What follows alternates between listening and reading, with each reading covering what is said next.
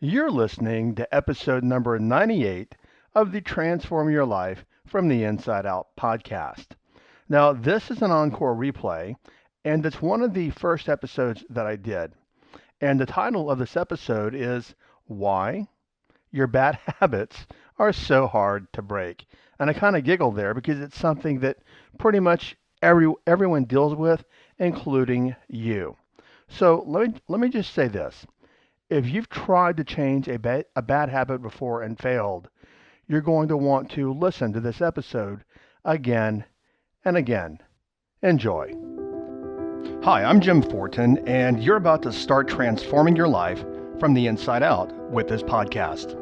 I'm widely considered the leader in subconscious transformation, and I've coached super achievers all around the world for over 25 years. Here, you're going to find no rah-rah motivation and no hype, because this podcast is a combination of brain science, transformational psychology, and ancient wisdom all rolled into one to take your life to levels you've never thought possible. If you're wanting a lot more in life, to feel better, to heal, to have peace of mind, to feel powerful and alive, and to bring more abundance and prosperity into your life, then this podcast is for you, because you're going to start learning how to master your mind and evolve your consciousness. And when you do that, anything you want then becomes possible for you. I'm glad you're here. All right, what I want you to get right off the bat is that everything that you do or do not do is a habit.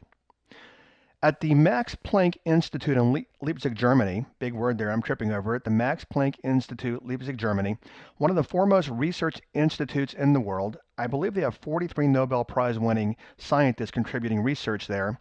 They did a study, some research back in 2008. I'm not going to go into it here, but what they discovered is that up to 95% of every decision that you make is already determined by the brain.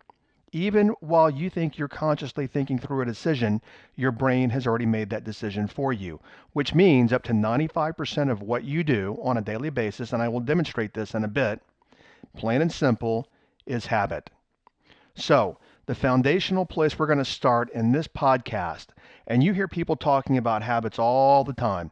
You know, that's the 7 habits of highly effective people and the 7 habits of millionaires and all that. We're going to go deeper in this podcast because I want to look at the mechanisms of habit.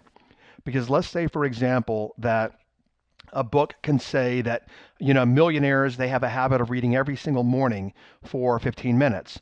Well, if you have a more foundational habit of not being committed to doing things, then there's no way you're going to be able to do that 15-minute habit because you're not even in the habit of having a different habit about commitment to follow through on reading 15 minutes a day. So, foundation, and here's where we start. Everything that you have and don't have in your life is a habit and way of being. So the next step is that everything is also about training and reconditioning yourself. When you train and you recondition your habits, you will create completely new outcomes in your life. So I do want to segue here for a second. I had mentioned breaking your bad habits. What I want you to understand is that when it comes to the reptilian part of the brain, which is the part of the brain that manages your habits, when it comes to the reptilian part of the brain, there are no such things as bad habits. For example, you could say, well, smoking a cigarette is a bad habit. That is analytical prefrontal cortex thinking. It's the executive part of the brain saying, no, you should not smoke because that is bad for you. However, the reptilian part of the brain does not distinguish between good habits, air quote, and bad habits. Those are simply thoughts attributed to the habit.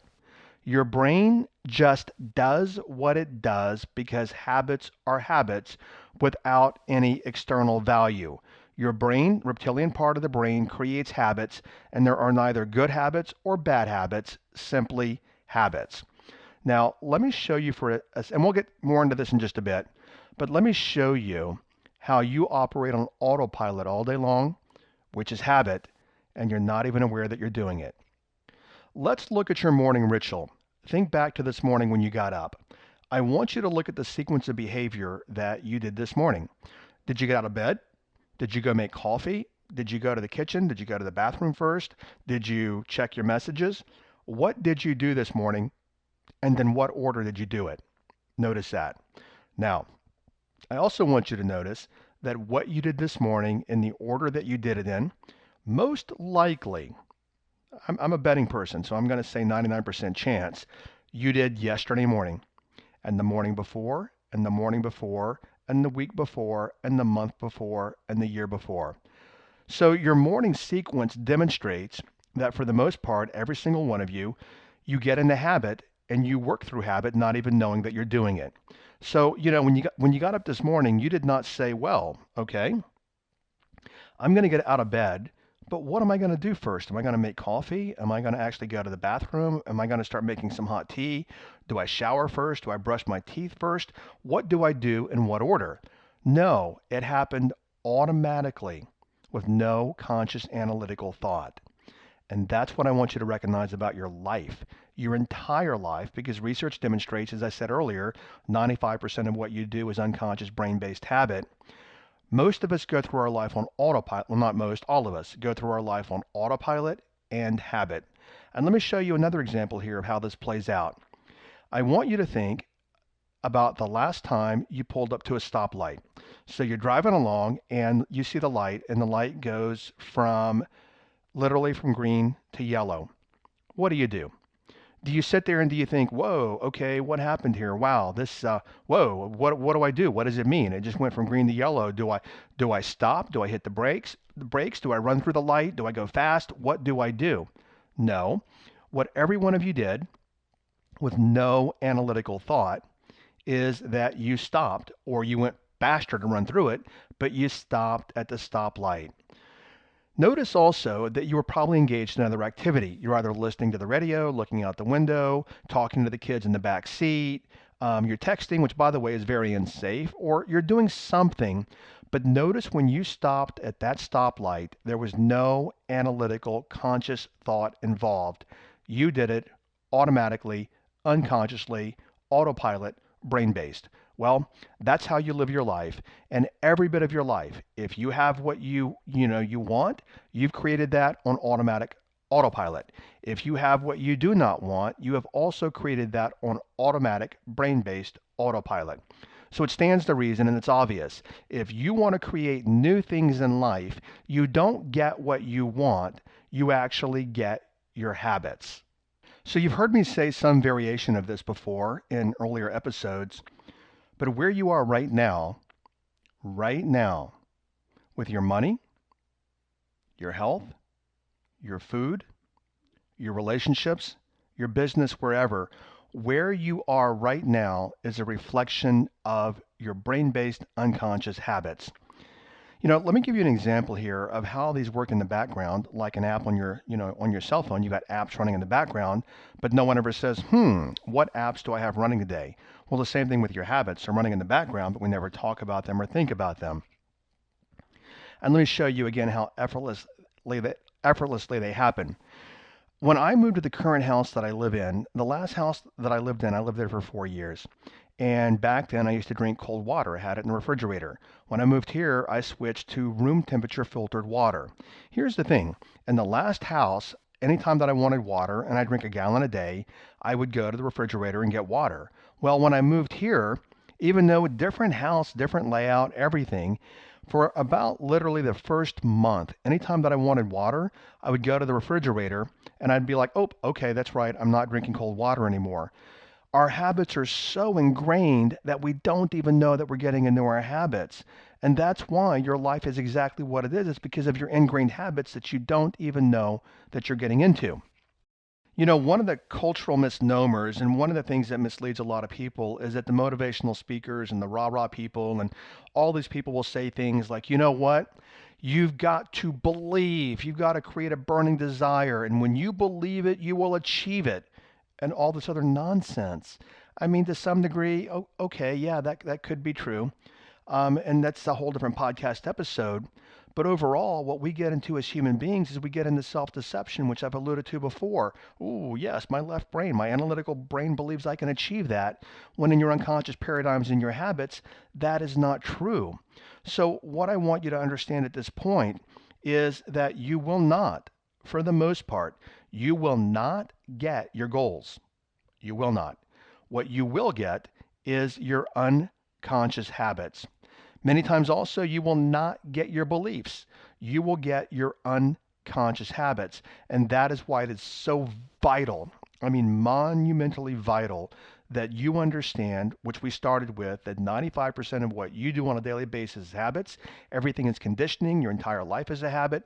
And if you want to create new things, it comes down to plain and simple. You must focus on not what you believe, because many of us get into self-deception. What you must focus on is creating the habits that create the outcome that you want.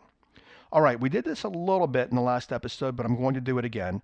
And as you continue to listen to this podcast, you're going to become very familiar with this brain model, is that there are three parts of the brain, three predominant parts of the brain. The newest part of the brain, called the prefrontal cortex, which is the executive thinking part of the brain. It's the part of your brain listening to me right now going, oh, okay, yep, I get it, that makes sense. Then there's the middle brain, the mammalian brain, the limbic system, the emotional part of the brain. And then there is the reptilian part of the brain, which again is fight or flight or survival. This part of the brain is the part of the brain that houses your habits. It's not the prefrontal cortex, the thinking part of the brain. It is the survival, the reptilian part of the brain that houses and executes every single habit that you have. Now, this podcast is partly about why it's so hard to break your bad habits.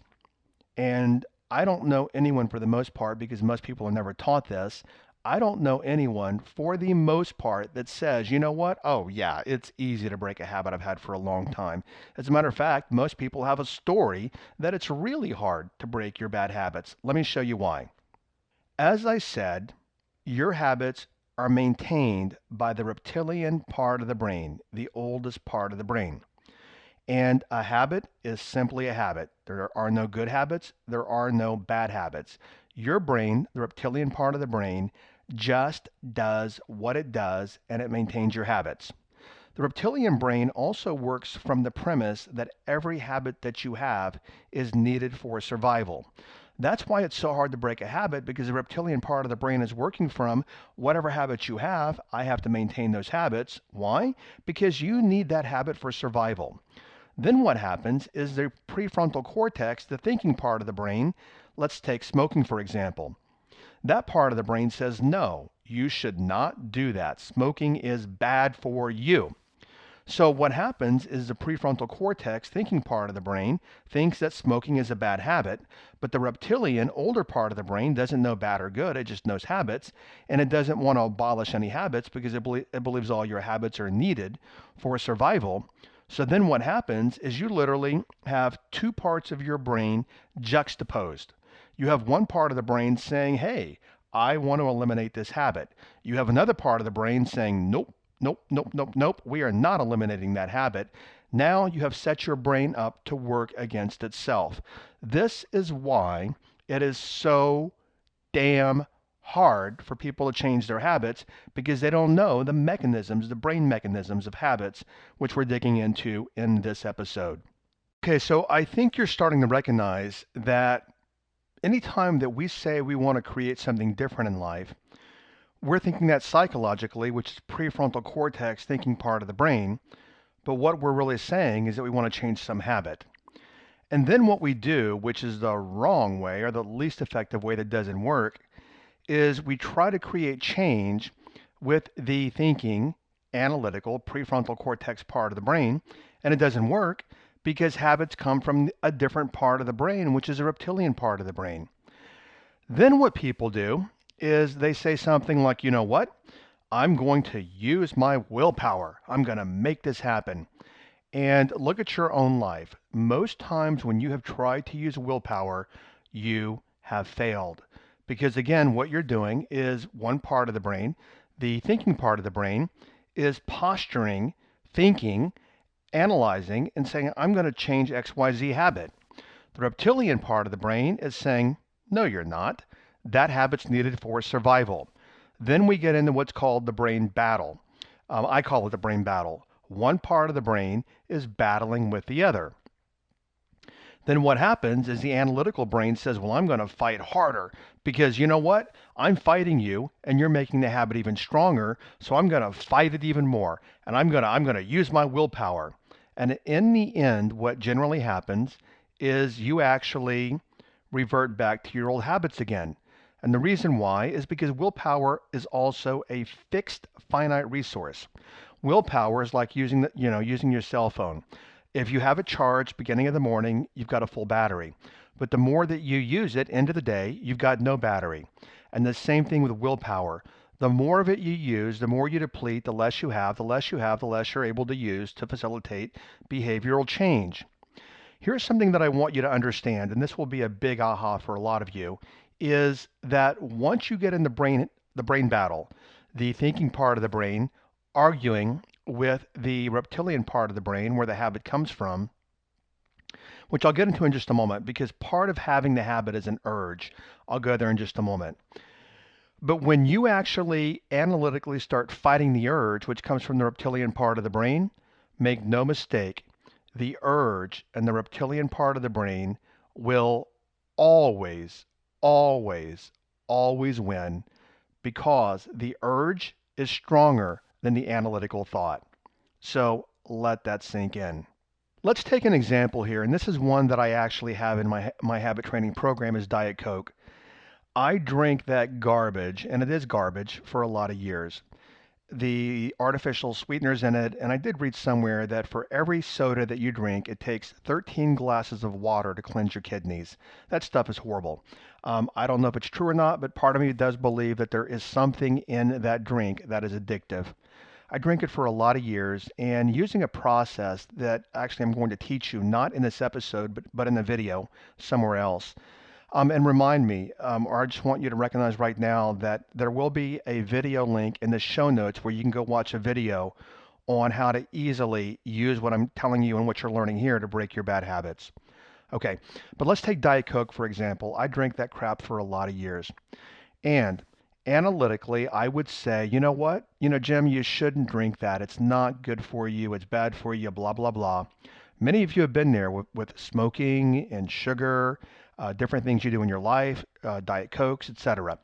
So, analytically, I would say, you know what? I need to stop drinking Diet Coke. And tomorrow, I would be right back at the old habit again. And I was in the habit of having at least one Diet Coke a day after lunch. And my rationalization was, well, you know what? I don't drink coffee and I do want the caffeine. So one Diet Coke a day is okay for me. But then when I decided that I wanted to stop the habit, what happened is that I was in the habit, meaning the brain-based habit, and a habit is just a habit of drinking it every day. So then what would happen is I'd get in the brain battle of have the Diet Coke, no, don't have the Diet Coke. Have the Diet Coke, no, don't have the Diet Coke. And then ultimately what would happen is I would collapse into the reptilian habit and then I would have the Diet Coke. Then what I would do is I would say something like, see, I can't break this habit anyway. It's got a hold on me. It's just a habit. Man, this habit is really hard to kick. And that cycle went on for years until I learned what you're learning here and you will learn in the video down in the show notes. Let me explain a little more about that process and the neurology of it. I said a little earlier. See, when you have a habit, what happens is the brain knows it's like an alarm clock. You set your alarm for 6 a.m., the alarm goes off. What happens is your brain knows that it's supposed to, the reptilian part of the brain knows that it's supposed to get into habits at a certain time. So what it does is it gives you the urge. Here's the place where a lot of people fail. It gives you the urge to have the Diet Coke. Here's what most people do is they fight the urge. Now we've got brain battle going. We've got the reptilian part of the brain with the urge, and the urge gets stronger. And we've got the analytical part of the brain saying, no, no, resist, resist, resist. You don't need it. You don't want it. It's not good for you. And this is where the battle starts. What I want you to, and we also have habit voice there, which is habit voice comes from the reptilian part of the brain. And the habit voice is saying, go ahead, go ahead, go ahead. You're going to fail anyway. Go ahead and have that Diet Coke. What I want you to clearly get, and I know you've experienced it because you have a brain, and your brain does the same thing that my brain does, is once the habit, it's time for it to happen. Like people will say things like every day at 3 o'clock I smoke a cigarette, or I have a Diet Coke, or whatever. What happens is the reptilian brain knows that needs to happen. Then the urge kicks in to actually push you into the habit. Then we get into the brain battle. So I want you to see very, very quickly here is that we do set ourselves up for a battle, which you have probably done. And then we get into, fighting the urge with the conscious voice, and we fail pretty much, I would say, about 95% of the time. Now, let me give you something here. And this is literally, I'm thinking through this, whether or not I want to share this, because it's going to make a lot of people mad, and that's okay. Alcoholics Anonymous. When I have looked up what are their success statistics, I have found anything from 50 to 70%. It depends upon what you read. I have found no definitive evidence on, based upon all the collective evidence, here is the success rate of Alcoholics Anonymous. So I don't know. But let me tell you, when it comes to the brain, how Alcoholics Anonymous is a broken brain model because it doesn't take into consideration how the brain works. The way that Alcoholics Anonymous works is one way, but two choices. On your left hand, you have a lifetime of drinking and all the bad things about it. On your right hand, you have a lifetime of sobriety. So, in your left, you have drinking. On your right, you have sobriety, and you are in the middle. And then what that does is that puts you up for a seesaw of a lifetime. Left hand drink, right hand not drink. Left hand drink, right hand not drink. And here's where most people fail. Left hand thinking about not drinking is not as powerful or left hand drinking is not as powerful as right hand staying sober. So what happens is we get into the emotions, people get into the emotions and the urges of drinking, and it pulls them right back into the habit again. The failure of that model is that it sets you up or sets people up, and this is the way people structure all their habits as well, it sets people up for either or. Either drink the Diet Coke or do not, but you're in the middle like a seesaw, and you have to choose between the analytical thought and the urge, and it is a constant turmoil and battle for most people. Let me tell you the most powerful place to put yourself, and then we'll wrap this episode up. When I stopped drinking Diet Coke, and by the way, you will learn this in the video that's in the show notes where we go through this. When I stopped drinking Diet Coke, I removed myself from the model of either have Diet Coke or do not. It's good for you or bad for you. Where I went psychologically is this, and this is the most powerful place that we can work from. Today, I work from, and there's a very, very simple but whole process in the video below. Where I work from is that Diet Coke is not either or for me. That's not where I work from. Where I work from is this. Diet Coke, for me, is a thing of the past. Notice when I keep my attention there, Diet Coke for me is a thing of the past. No longer am I in that brain battle, either or state, which I would lose over and over and over again. A caveat here, I do want to point out, if you are actually smoking cigarettes or you know someone that's drinking way too much, I highly recommend a couple of books. They're called The Easy Way to Stop Smoking and The Easy Way to Stop Drinking by Alan Carr. I believe his last name is simply C-A-R, Alan Carr. The Easy Way to Stop Smoking and The Easy Way to Stop Drinking. These books are very effective at removing people from the either or model and having them actually take the habit, disassociate from the habit, and making it a thing of the past for them like I've done with Diet Coke. Okay, I know in this episode we've talked about a whole lot of brain jargon and big words like prefrontal cortex and the brain battle and all this kind of stuff and all this big brain stuff, but let's keep this really simple. What I want you to do is go in the show notes and watch the video. It's about a 20-minute video where I actually will walk you through a process, and that process is the process that I used, the exact process that I used to kick a 15-year Diet Coke habit in a matter of one day with no cravings. If I can do it, you can do it. So, your fundamental thought for today is this, is you are not your habits. Consider that. You are not your habits. You are not your urges. You are not your habit voice telling you to go into the habits. See, what most people do is they think they are the habit voice. They think that is them when it's really their reptilian brain talking. Do not personalize your habits. So, for example, a lot of people, when they fail, let's say drinking Diet Coke, they fail. What they do is they personalize the habit, which is nothing more than a brain-based habit, and they say, see, I told you I am weak. I don't have any willpower. I have no strength. I cannot do it. And they are simply actually personalizing and psychologically making it about them when it's nothing more than a habit. So, your fundamental takeaway from this week is this. You are you, and your brain runs your habits.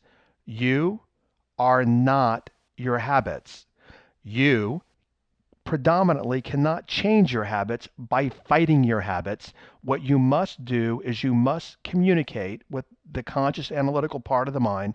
You must communicate with the part of the brain, the reptilian part of the brain, that sustains the habit. When you do that, it becomes very, very easy for you to break your habits. Okay, so that wraps up this episode.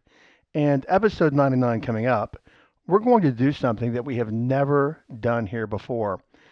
We've been very successful this year, and we're looking for new ways to shake it up, to bring you guys even more dynamic content to help you transform your life. I've been talking to the team, and we're looking at maybe posting some live coaching calls, just different things that I've done that will help. And I don't know beyond live coaching calls, but we're looking at posting even training content. Excuse me. And we're looking to post things that will be extremely valuable for you on your transformational journey. But that being said, we're going to do something that we've never done before. A year ago, I created an audio on how to clear your subconscious mind of negative emotions. And I've never made it public, but we're going to actually make it public on the next episode. So if you'd like to learn how to literally clear your subconscious mind of negative emotions that hold you back, make sure you catch the next episode. Okay, thanks for listening, and I'll catch you later. Bye-bye. Thank you for listening to this entire podcast. If you're the kind of person who likes to help others, then share this with your friends and family. You know, if you found value, they will too. So please share via your social media channels. Also, if you have questions, I'm here to assist. You can email me questions to support@jimfortin.com, and I may even use your question for a future podcast episode. Also, if you want transformational content like this daily, connect with me on Instagram. My Instagram name is I am Jim Fortin. Finally, I do have a personal request. I believe that we're all here to help others and to grow and evolve ourselves. Together, you and I, let's help more people. If you would please leave a review on iTunes, and a good one, by the way. I'd be grateful, and through your assistance together, we can transform more lives. Thanks for listening.